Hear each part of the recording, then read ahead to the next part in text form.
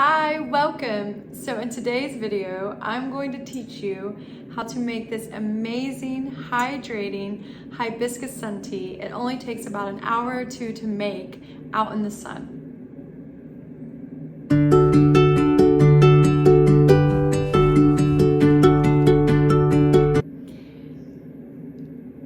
So I recently did a reel on this hibiscus rose petal sun tea, and a lot of people were asking me for the recipes, so I thought this is a perfect place to show up. So I want to take you into my kitchen today and show you how I make this amazing sun tea, which is a gift for you because I usually only share this with my students. So this is free content for you. And if you like it and you want me to keep sharing some of my secrets, hit subscribe. It's for free and I'll keep showing up for you. All right, let's go in the kitchen. I gotta show you how to make this. All right, if you're multitasking, come back because this is an important part. This is the recipe. You ready? So you want to get a half-gallon jar. I recommend using this size. You could do a gallon, but I don't like tea to go bad.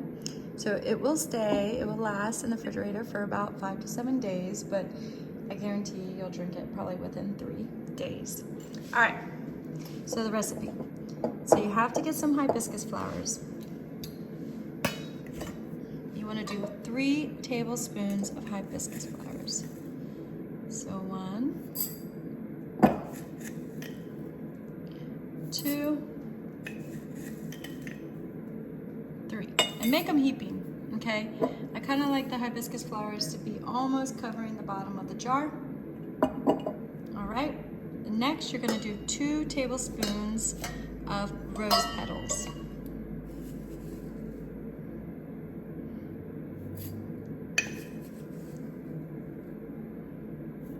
So here you go, you can see what that looks like.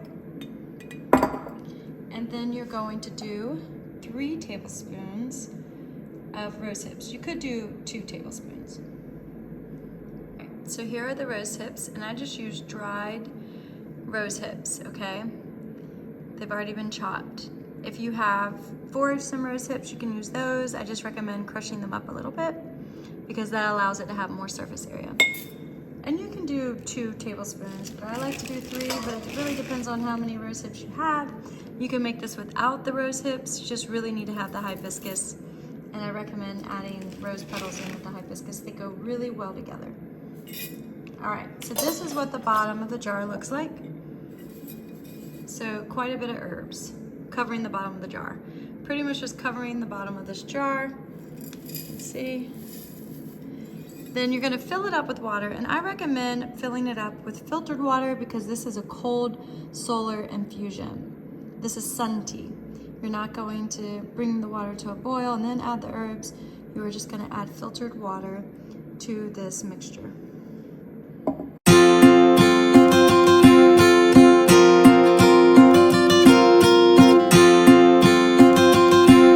Definitely the star of the show in this mixture are the hibiscus flowers. And these are dried hibiscus flowers that I bought from Frontier Herbs. And hibiscus is one of those herbs that I've grown before and I harvested. And it's really easy to grow, especially in Charleston, South Carolina. But I've been in a state of transition. I just moved into a new house, so I haven't been able to grow them. But it's one of those herbs that I would never not have on hand, that I always have it in the apothecary because I love it. Hibiscus flower is the perfect, and I mean the perfect flower to work with in the summer because they help cool the body. They help to dispel heat. They work on the blood, and they're also really good for women that have excessive bleeding during their moon cycle. They're really good for the hair. They help to increase hair growth, and they're good for the skin. And I think they're good for people with pitta because that's Ayurvedic medicine. They're reducing heat, internal heat. And it's said that they're slightly demulcent. I don't really get that property as much from them, but I definitely can tell that they're really cooling. And that's why I like to make a solar infusion. I don't like exposing them to really high heat because the flower extracts the medicine, the flower and everything extracts really, really well just in cold water. You don't even have to put it out in the sun. And you can do this during a full moon. I do this a lot. A lunar infusion, you can do this during the full moon. And the water will carry a higher vibration. But anyway, the hibiscus flowers are the perfect thing to infuse, and it makes this beautiful red color that's going to work on your blood, help cool your body, and just help to make your body more resilient during the summer. So it's a great thing always to have in the refrigerator cold. And if you have kids, instead of a lemonade stand, maybe you could do a hibiscus stand. I'm going to touch on briefly rose hips. Rose hips, which comes from the flowers, the fruit of the flower of the rose, hence the name rose. It's a hip, and it is loaded with vitamin C. So it's said that it has more vitamin C than oranges by the ounce. It also has vitamin A, has vitamin K, vitamin B, and it also, one of the things that I pick up on a lot with rose hips are the oil. And so you can buy rose seed oil as a serum to put under your eyes, and it helps with wrinkles. But in the rose hips themselves, there's a lot of oil just in the fruit. And so whenever I make the rose hip tea, I'm always amazed by how oily the rose hips are. And I got some, I saved some from the teas. So if I take these rose hips in between my hands, there's just a ton of oil. Look, I'll try and show you. You probably can't see, but just a lot of oil. And so that does transfer to your body. So you're replenishing your body with vitamins and vitamin C and getting that oil. And I'm always like, I need to make an oil with the rose hips. But anyway, rose hips are amazing. So I highly recommend working with them. Last but not least is rose petals. And so rose petals are also cooling to the blood and help to reduce heat in the body, inflammation in the body. So what a better thing to add to hibiscus. And a lot of herbalists know that rose petals and hibiscus combined together act synergistically. And it's just an amazing herb.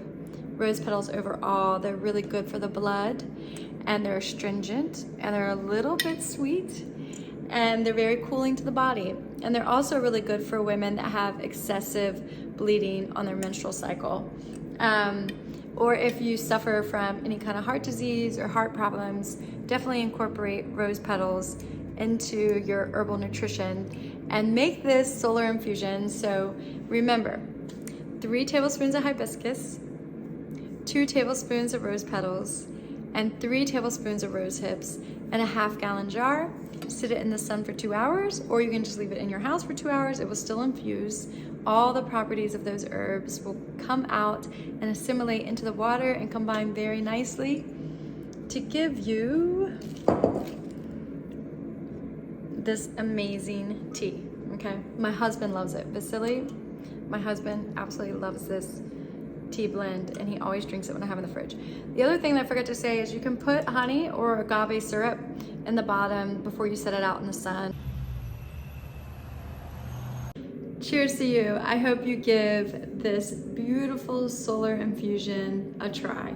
Hibiscus, rose hips, and rose petals. It's the nectar of goddess. If you like this content and you want me to keep sharing my secret recipes, hit subscribe. It's for free, and I'll keep showing up for you. Peace.